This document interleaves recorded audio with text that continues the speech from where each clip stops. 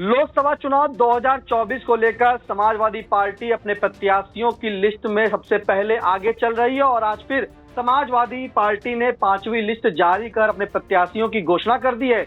किसकी घोषणा की है, किन प्रत्याशियों को मैदान में उतारा है, इन तमाम जानकारी के लिए सीधे जुड़ते हैं फोन लाइन से आई इंडिया के editor in chief doctor Pankaj Singh Gaur ji के पास। तो सर बताएं, समाजवादी की जो 5वीं लिस्ट है उसमें किसके नाम है और जो 4 पहले लिस्ट निकाल चुकी थी उसमें किन किन के जो अभी तक नाम थे और कितने बचे हैं, पूरी जानकारी सर। और देखिए निशांत, आपको बता दें कि समाजवादी पार्टी की 5वीं लिस्ट उत्तर प्रदेश में आ चुकी है। उत्तर प्रदेश में इस बार समाजवादी पार्टी और कांग्रेस मिलकर लोकसभा का चुनाव लड़ रही है।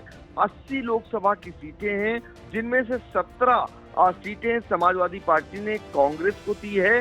बाकी 63 सीटों पर समाजवादी पार्टी चुनाव लड़ती हुई दिखाई दे रही है। अभी तक ये माना जा रहा था कि चंद्रशेखर रावण को समाजवादी पार्टी जो है टिकट दे सकती है और उन्हें नगीना से उतार सकती है, लेकिन नगीना से भी समाजवादी पार्टी ने अपनी चौथी लिस्ट में वहां जब प्रत्याशी उतारा तो सबको आश्चर्यचकित कर दिया।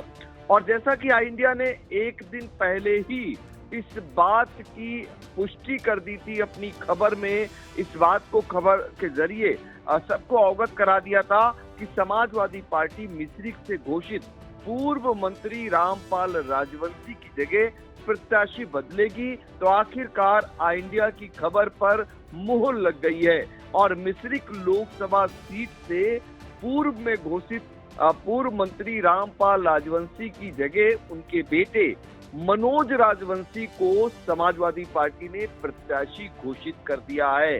तो आई इंडिया लगातार लोकसभा चुनाव से जुड़ी हुई हर एक खबर अपने दर्शकों को सबसे ऑथेंटिक तरीके से पहुंचाता आ रहा है।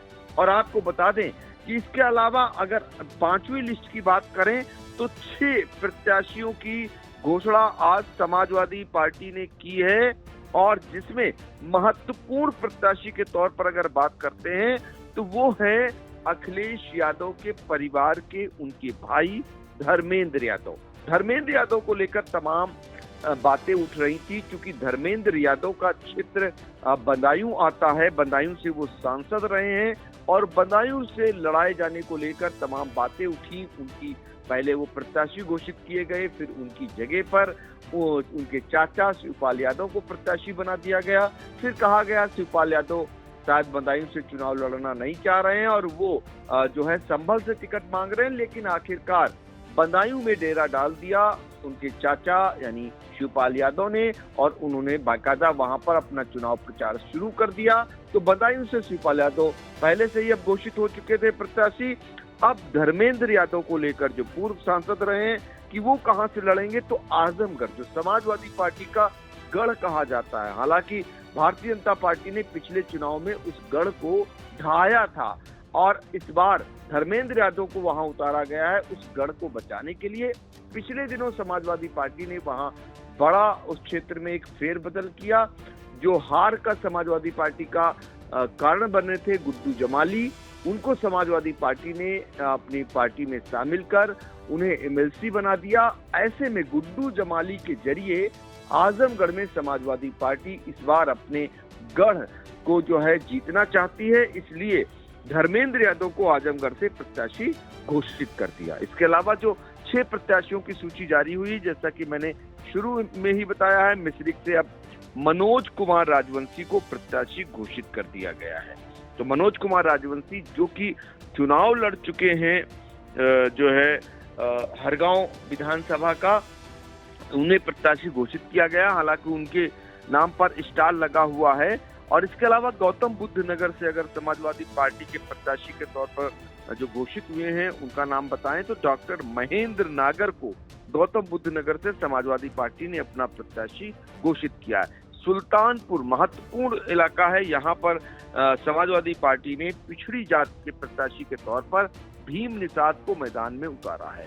इटावा जो समाजवादी पार्टी का गढ़ है और यहाँ से समाजवादी पार्टी ने इस बार जितेंद्र दोहरे को प्रत्याशी उतारा है। और जालौन जालौन जो है पूर्वांचल का इलाका आता है, यहाँ से नारायण दास अहिरवार समाजवादी पार्टी के प्रत्याशी बनाए गए हैं।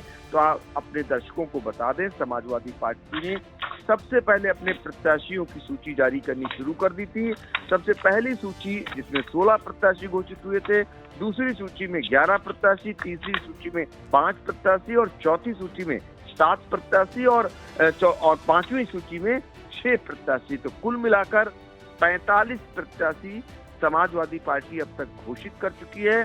अभी भी समाजवादी पार्टी के तमाम प्रत्याशियों की घोषणा होना बाकी है और फिलहाल उस सूची का इसलिए सबको इंतजार है क्योंकि अब अधिसूचना लागू हो चुकी है और चुनाव तिथियां भी घोषित हो चुकी हैं। तो समाजवादी पार्टी की अगली लिस्ट जैसे ही आएगी, सबसे पहले आई इंडिया अपने दर्शकों को तक पहुंचाने का काम करेगी। बिल्कुल, समाजवादी की अगली लिस्ट जैसे ही आएगी, आई इंडिया अपने दर्शकों को तत्काल जो है अपडेट कराएगा खबरों से।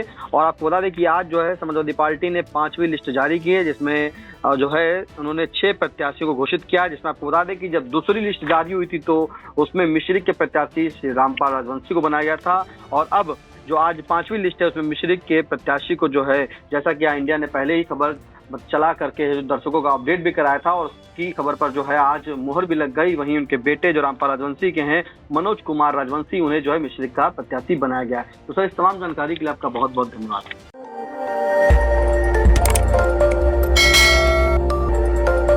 खबर आपकी, नजर हमारी। देखते रहिए आई इंडिया।